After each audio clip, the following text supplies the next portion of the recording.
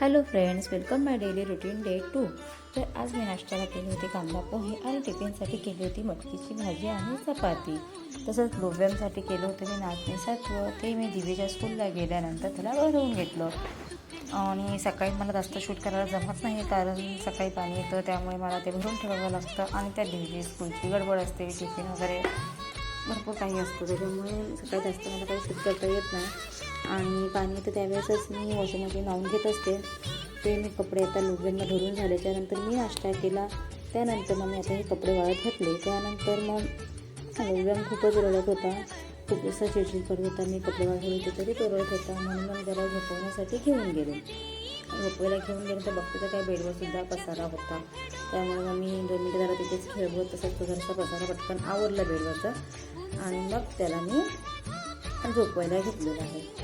मग त्याला झोपवते, तोपर्यंत झोपवून परत कामाला जाईल तेवढ्यात माझे आधी 2 पार्सल।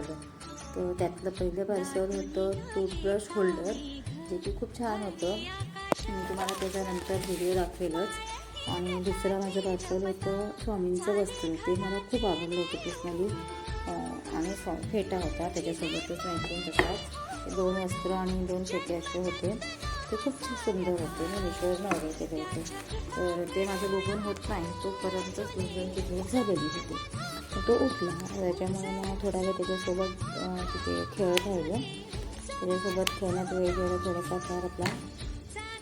त्यानंतर मग मी त्याला बाहेर आणलं आणि लोब्यांना भरवून घेतलेलं त्यांनी भरडी खेळत त्याच्यासोबत। आणि त्याच्यानंतर मग माझं वरण करायचं होतं, त्यामुळे त्याला उचलून घेऊनच मी ते वरण केलं, कारण तो तसा खाली राहत नाही जास्त, सारखा रडत राहतो मग पायाजवळ, त्याच्यामुळे मग मी त्याला उचलून घेतलं आणि त्याला उचलूनच मग मी वरण फोडणीला घातलं।